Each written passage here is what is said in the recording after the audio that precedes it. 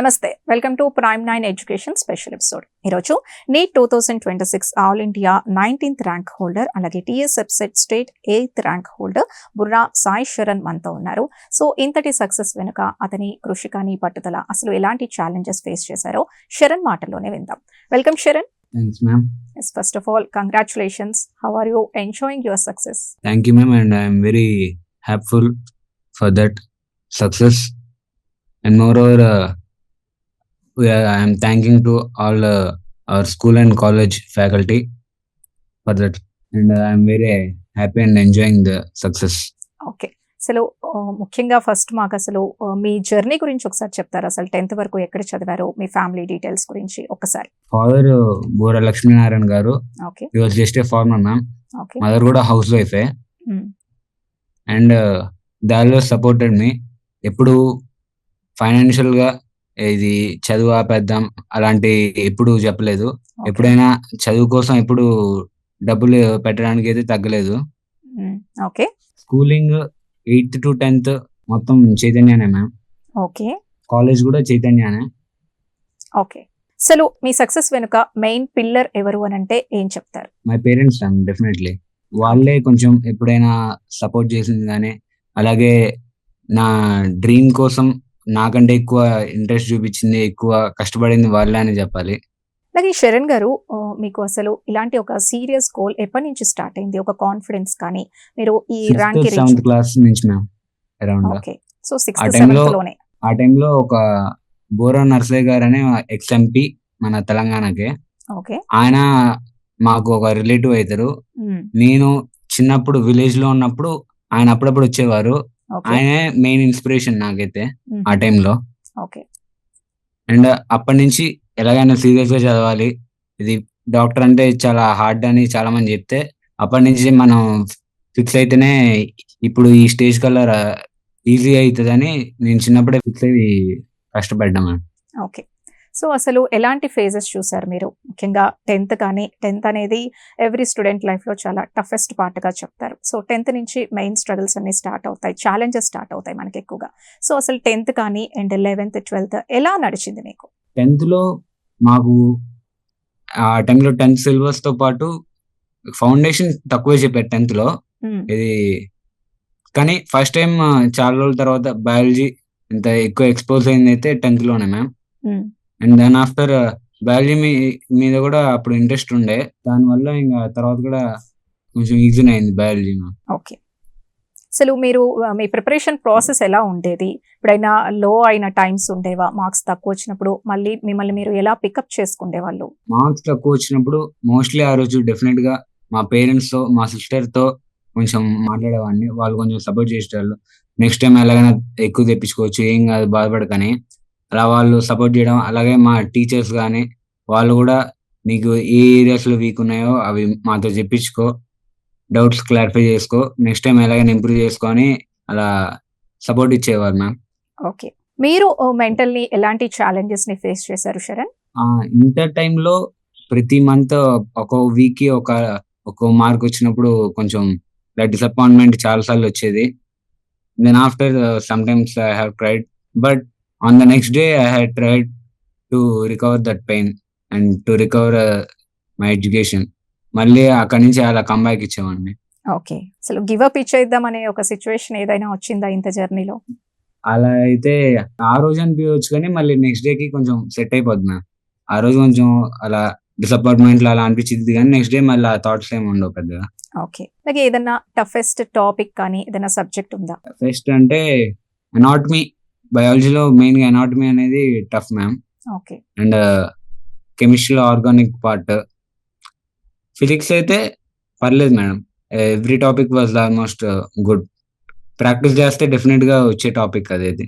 Okay ఒక్కొక్కరికి ఒక్కొక్క tough topic ఉంటుంది లేదా సబ్జెక్ట్ ఉంటుంది, అందరికీ సేమ్ ఉండదు కాబట్టి. సో మీకు అనిపించిన టఫ్ సబ్జెక్ట్స్ మీద కానీ టాపిక్స్ కానీ ఎలా వర్కౌట్ చేశారు? ఎక్స్ట్రా టైం ఎట్లా దాన్ని తీసుకున్నారు? రివిజన్ టైంలో మెయిన్ గా ఏ టాపిక్ అయితే నాకు హార్డ్ అనిపించిందో, అంటే ఆల్రెడీ ఒకసారి చదివి ఉంటా మేడం, అప్పుడు రివిజన్ టైంలో ఏ టాపిక్ హార్డ్ అనిపించిందో, ఏ సబ్జెక్ట్ హార్డ్ అనిపించింది దానికి ఎక్కువ టైం పెట్టడం గానీ, ఎక్కువ సార్లు ప్రాక్టీస్ చేయడం గానీ, వాటికి సంబంధించిన బిట్స్ ఎక్కువ చేయడం గానీ చేసేవాడిని. అలాగే పీవైక్యూస్ చేయడం వల్ల కొంచెం ఐడియా వచ్చేది.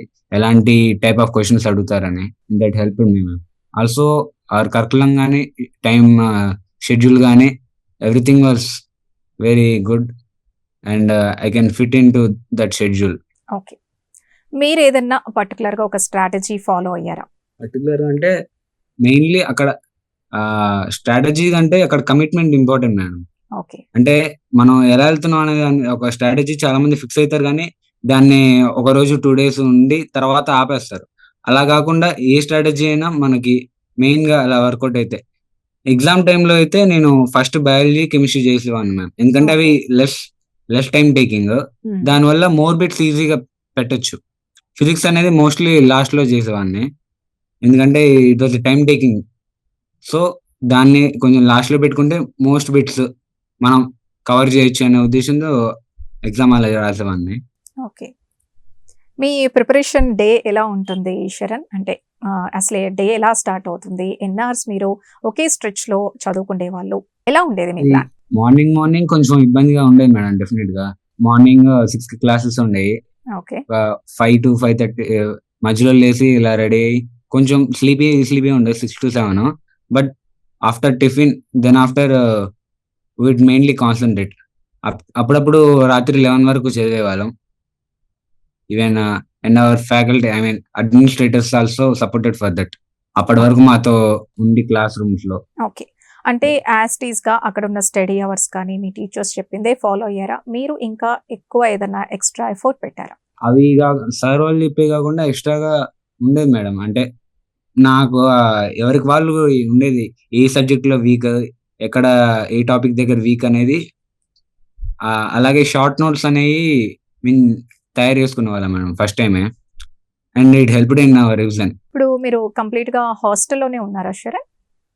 అవును మ్యామ్. ఓకే. ఎలా ఉండేది హాస్టల్ లైఫ్ అంతా?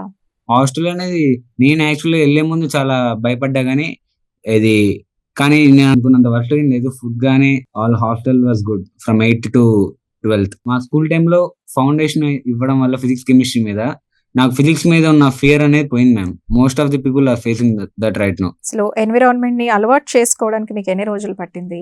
హోమ్ సిక్ ఫీల్ అయిన సిట్యుయేషన్స్ ఉండేవా? హోమ్ సిక్ ఉన్నాయి మ్యామ్. ఒక 2-3 వీక్స్‌లో పర్లేదు సెట్ అయ్యా. అది స్టార్టింగ్‌లో కొంచెం పేరెంట్స్ వచ్చి వెళ్ళినప్పుడు కొంచెం ఏడుపొచ్చింది. తర్వాత సెట్ అయింది మ్యామ్. అసలు ఆల్ ఇండియా 19థ్ ర్యాంక్ అంటే చిన్న విషయం కాదు. అసలు ఈ 19థ్ ర్యాంక్ ముందే మీరు ఎక్స్‌పెక్ట్ చేసారా? ఈ రిజల్ట్ వస్తుంది అని ఎక్స్‌పెక్ట్ చేసారా?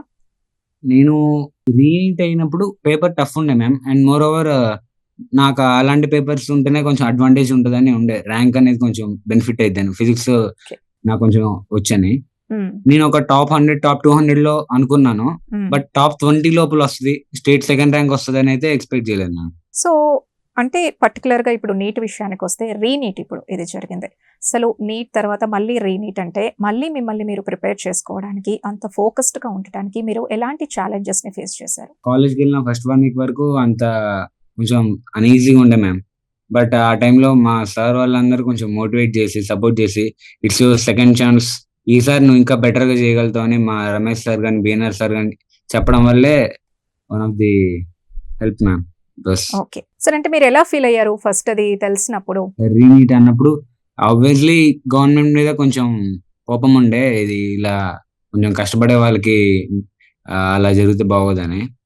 బట్ అట్‌లీస్ట్ రీనీట్ అయినా నాకు కొంచెం ఫస్ట్ నీట్ కంటే రీనీట్‌లో ఇంకా అప్‌గ్రేడ్ అయిందని ఇప్పుడైతే ప్రెజెంట్ హ్యాపీగానే ఉన్నా మ్యామ్. సో, ఇప్పుడు ఫ్యూచర్ ప్లాన్స్ ఏంటి శరణ్ గారు? ఇప్పుడు ఈఎంసీలో ఎంబీబీఎస్ అయిపోయిన తర్వాత టైమ్‌లో నాకున్న నాలెడ్జ్ ప్రకారం నాకున్న సబ్జెక్ట్ ఏ సబ్జెక్ట్ సూట్ అయిద్ది, ఏ సబ్జెక్ట్ మీద నాకు ఎక్కువ గ్రిప్ ఉందనే ప్రకారం నేను స్పెషలైజేషన్ తీసుకుంటా మ్యామ్. ముఖ్యంగా మనకి కాంపిటీటివ్ ఎగ్జామ్స్‌లో టైమ్ మేనేజ్‌మెంట్ చాలా ఇంపార్టెంట్ కదా! సో, అవును ఈ మ్యామ్. టైమ్ మేనేజ్‌మెంట్‌కి మీరు ఎలాంటి ప్రాక్టీస్ చేశారు? Many number of exams, many number of papers ఇలా సాల్వ్ చేయడం వల్ల ఇలా టైమ్ 3 అవర్స్ 15 మినిట్స్ అలా పెట్టుకొని హ్మ్. సాల్వ్ చేయడం వల్ల మనకి ఏ టైంలో అది ఎన్ని చేయగలుగుతున్నామని ఒక ఐడియా ఉంటది మేడం. మా కాలేజ్‌లో కూడా ఎన్నో గ్రాండ్ టెస్ట్స్, మాక్ టెస్ట్‌లు అలా పెట్టడం వల్ల నేను టైమ్ మేనేజ్‌మెంట్ అనేది కొంచెం అలవాటయింది. And moreover for time management better to do physics last. ఎందుకంటే అవి టైం టేకింగ్ అవుతాయి కాబట్టి ముందు బయాలజీ కెమిస్ట్రీ చేసుకుంటే ఇట్ వాస్ సేఫ్ మ్యామ్. ఎందుకంటే ఓకే. కొన్నిసార్లు ఫిజిక్స్ తో స్టార్ట్ చేస్తే మేబీ 1.5 అవర్ 2 అవర్స్ పట్టొచ్చు. అప్పుడు బయాలజీ కెమిస్ట్రీ అన్ని చూడలేం. ఓకే. అలాగే ఇప్పుడు ఎగ్జామ్స్ అనేసరికి చాలా స్ట్రెస్ ఉంటుంది. ముఖ్యంగా ఇంత అవును. కాంపిటేటివ్ ఎగ్జామ్స్ అండ్ మళ్ళీ మీరు రీనీట్ కదా రాసింది. సో, ఇలా ఎగ్జామ్స్ అన్నప్పుడు చాలా స్ట్రెస్‌గా ఫీల్ అయినప్పుడు ఆ సిట్యుయేషన్స్‌ని మీరు ఎలా హ్యాండిల్ చేశారు? Meditation ma'am. ఒక ఎగ్జామ్ కి ముందు మనకి టైం మనం 12 లోపల వెళ్ళి 2కి ఎగ్జామ్ ఉంటది కదా మ్యామ్. హ్మ్. ఆ టైంలో కొంచెం చిన్న చిన్న మెడిటేషన్ లాంటిది బ్రీతింగ్ చిన్న చిన్నవి చేసుకోవడం వల్ల కొంచెం మైండ్ అనేది పీస్ఫుల్గా ఉంటుంది మ్యామ్. అండ్ మోర్ ఓవర్ మిగతా వాళ్ళ గురించి థింక్ చేయకుండా ఎందుకంటే 22 lakhs రాస్తున్నారని మనకి ఫియర్ ఉంటది. వాళ్ళ గురించి థింక్ చేయకుండా ఆ 22 lakhs కి మనకు వచ్చే హార్డ్ పేపరే వస్తది. మనకి హార్డ్ ఉంటే వాళ్ళకి కూడా హార్డ్ ఉంటది అనే మైండ్ సెట్ తో ఉంటే it was advantage ma'am. Okay. మీరు అంటే ఏం పానిక్ అవ్వకుండా ఉండొచ్చు హార్డ్ పేపర్ లో. యెస్. ఖచ్చితంగా ఒక గోల్ పెట్టుకుంటేనే ర్యాంక్ కావాలి అని ఒక సీరియస్ గోల్ ఉన్నప్పుడే ర్యాంక్ కొట్టగలమంటారా? ఫర్దర్ స్టూడెంట్స్ ఉంటారు గదా! వాళ్ళకి ఏం చెప్తారు మీరు? లేదు హార్డ్ వర్క్ ఒకటి సరిపోతుంది అని అంటారా? అంటే హార్డ్ వర్క్ తో పాటు మైండ్ సెట్ అనేది ఇంపార్టెంట్ మ్యామ్. హ్మ్. ఎందుకంటే నాలెడ్జ్ ఎంతున్నా నీ నాలెడ్జ్ మొత్తాన్ని ఎగ్జామ్ పేపర్ మీద నువ్వు అది పర్ఫెక్ట్ గా చేయాలి మ్యామ్. ఇలా సిల్లీ మిస్టేక్స్ క్వశ్చన్ పర్ఫెక్ట్ గా చదవడం కానీ అవి ఇంపార్టెంట్ మ్యామ్. ఎందుకంటే నీకు నాలెడ్జ్ ఉన్న కొన్నిసార్లు నాలెడ్జ్ ఉన్న క్వశ్చన్సే పోతాయి. So okay. అలా కాకుండా ఆమె కొంచెం కూల్ గా ప్రతి క్వశ్చన్ ని చదివి ఎక్కువ టెన్షన్ తీసుకోకుండా ఉండే మైండ్ సెట్ ఉంటేనే మనకి ఆ 3 hours ని హ్యాండిల్ చేయగలిగితేనే మనకి మంచి రిజల్ట్ వస్తుంది మ్యామ్. యెస్. మీరిప్పుడు 2 టైమ్స్ రాసినట్టు కదా! నీట్ ఎగ్జామ్ అనేది. సో, ఎక్కడో దగ్గర మీరేవో తప్పులు చేసి ఉంటారు. సో, ఫర్దర్‌గా మిగతా వాళ్ళు అలా చేయకూడదు అనే తప్పులు ఏవైనా ఉన్నాయా? ఎక్కువ పేపర్స్ ప్రాక్టీస్ చేస్తే ఎవరికైనా మిస్టేక్స్ తగ్గుతాయి మ్యామ్. హ్మ్. And I suggest that one better to practice many papers and from hard to easy. అలాగే మీ సబ్జెక్ట్ దగ్గర ఏ టైప్ ఆఫ్ మిస్టేక్స్ పోతున్నాయని చెక్ చేసుకొని దాన్ని నెక్స్ట్ ఎగ్జామ్ లో చేసుకోకుండా ఉంటే ఇట్ వాజ్ బెటర్ మ్యామ్. ఒకసారి ఇలా తప్పు చేసిన తర్వాత మళ్ళీ దాన్ని సెకండ్ టైం చేయకపోతే ఇట్ వాస్ గుడ్ ఇనఫ్. మనం ఎన్నో పేపర్స్ చేస్తాం కాబట్టి లాస్ట్ మినిట్ కి వచ్చేసరికి చాలా మిస్టేక్స్ తగ్గుతాయి. ఇప్పుడు మీకు బాగా హెల్ప్ అయిన స్ట్రాటజీ ఏదన్నా ఉందా? ఆఫ్‌కోర్స్ స్ట్రాటజీ ఏమీ లేదు అని అన్నారు. బట్ ఏదో ఒకటి ఇది నాకు బాగా హెల్ప్ అయింది ఇక్కడ అనేది ఏదన్నా ఉందా? ఎడ్యుకేషన్ విషయంలో అయితే ఫౌండేషన్ తీసుకోవడం అనేది నాకు చాలా హెల్ప్ అయింది మ్యామ్. ఈ స్కూల్ టైంలో దానివల్ల నేను కాలేజ్ టైంలో బాటనీ జువాలజీ మీద ఎక్కువ కాన్సన్ట్రేట్ చేయగలిగా.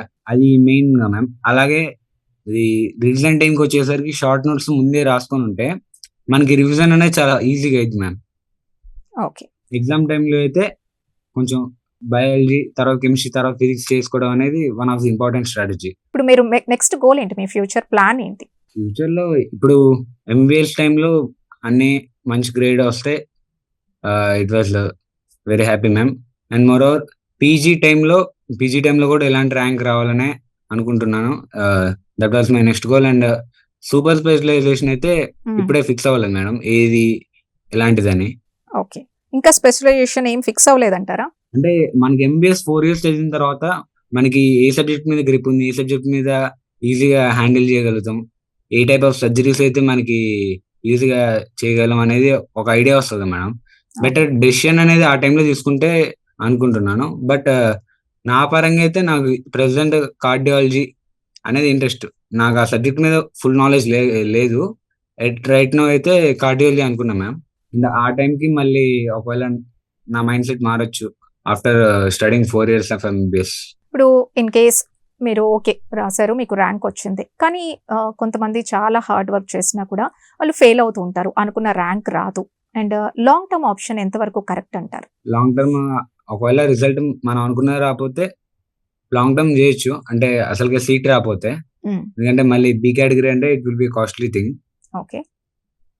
సో లాంగ్ టర్మ్ చేయొచ్చు. బట్ ఈసారి ఫస్ట్ టైం చేసిన మిస్టేక్స్ అయితే చేయకపోతే it was very beneficial ma'am. And వాళ్ళకి ఆల్రెడీ రాసిన ఎక్స్పీరియన్స్ ఉంది కాబట్టి they have to use that experience how to overcome in next exam that type of stress or tension are that type of mistakes ఎలా overcome చేయాలనేది ఇప్పుడు మాకు neat రాసిన తర్వాత రీనీట్ లో అదొక హెల్ప్ అయిందా? అడ్వాంటేజ్ అయింది మ్యామ్. ఓకే. ఇప్పుడు మీకు హెల్ప్ అయిందంటారా? డెఫినెట్ గా హెల్ప్ అయింది మ్యామ్ రీనీట్ వల్ల. ఇప్పుడు మీరు ఫర్దర్‌గా నెక్స్ట్ వచ్చే స్టూడెంట్స్‌కి ఏం చెప్పదలుచుకున్నారు మీ సక్సెస్‌తో? అంటే ఇలాగా ఫెయిల్ అయ్యే వాళ్ళు ఉంటారు. లేదా లో టైమ్ ఫేస్ చేస్తూ ఉంటారు. గివ్ అప్ ఇవ్వాలి అనుకునే స్టూడెంట్స్ కూడా ఉంటారు. వాళ్ళకి ఏదైనా సక్సెస్ టిప్స్ ఇవ్వాలి అంటే మీ సక్సెస్ ద్వారా ఏమిస్తారు? Better not to quit ma'am. ఎప్పుడైనా మళ్ళీ మనకి ఛాన్స్ ఉంది కాబట్టి, లాంగ్ టర్మ్ లో తీసుకున్న ఆప్షన్ ఉంది కాబట్టి better not to quit always. Thank you Saran garu. మీ సక్సెస్ గురించి, అసలు మీ జర్నీ గురించి చాలా మంచి విషయాలు మాతో షేర్ చేసుకున్నారు. అలాగే once again congratulations for your great thank success. You. అలాగే ఫర్దర్ గా కూడా మీరు ఏమనుకుంటున్నారో అన్ని మీ ఫ్యూచర్ ప్లాన్స్ కానీ మీ డ్రీమ్స్ కానీ సక్సెస్ఫుల్ గా మీరు అచీవ్ చేయాలని చెప్పి Prime9 ద్వారా మేము కూడా కోరుకుంటున్నాం. Thank you once again. Thank you. ఇది ఇవాల్టి Prime9 స్పెషల్ ఎడ్యుకేషన్ ఎపిసోడ్. మరొక ఎపిసోడ్ తో మళ్ళీ కలుద్దాం. Keep watching Prime9.